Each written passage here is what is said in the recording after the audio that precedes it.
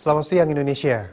Anda menyaksikan seputar berita terkini pukul 11 WITA bersama saya Agus Jagatraya.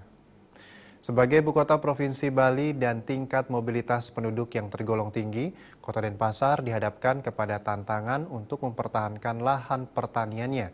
Luas lahan di Kota Denpasar semakin menyusut, namun di sisi lain produktivitas justru semakin meningkat.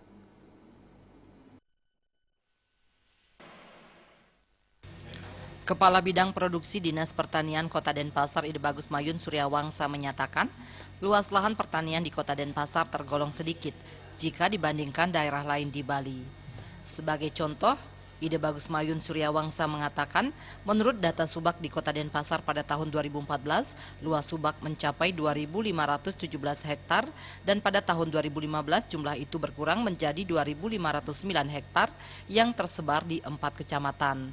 Meski terjadi penyusutan lahan, produktivitas pertanian di Kota Denpasar justru meningkat lebih besar dibandingkan kabupaten lain di Bali. Ide Bagus Mayun menyatakan, penerapan teknologi menjadi salah satu kunci keberhasilan produktivitas pertanian di Kota Denpasar. Hanya saja tantangan besar dihadapi Pemkot Denpasar untuk terus berupaya menahan laju alih fungsi lahan seperti yang dialami kabupaten lain seperti Kabupaten Tabanan. Jumlah luas lahan pertanian yang masih tersisa 2.509 hektar.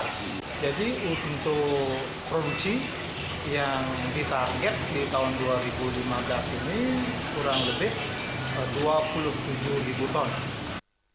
Dewan Pertimbangan HKTI Bali Jero Subudi menyatakan belum ada formula tepat untuk menyelamatkan pertanian di Bali.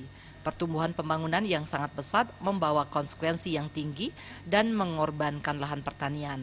Alih fungsi lahan tidak bisa dibendung adalah salah satu imbasnya.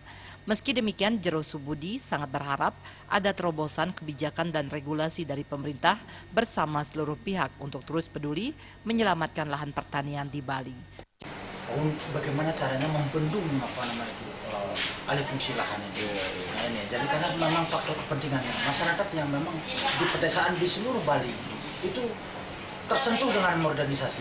Jadi mudah-mudahan ke depan tidak lama lagi kita harus segera lakukan bagaimana caranya kita harus punya model bagaimana caranya membendung alih fungsi lahan yang begitu ekstrim. Bayudi, Bali TV.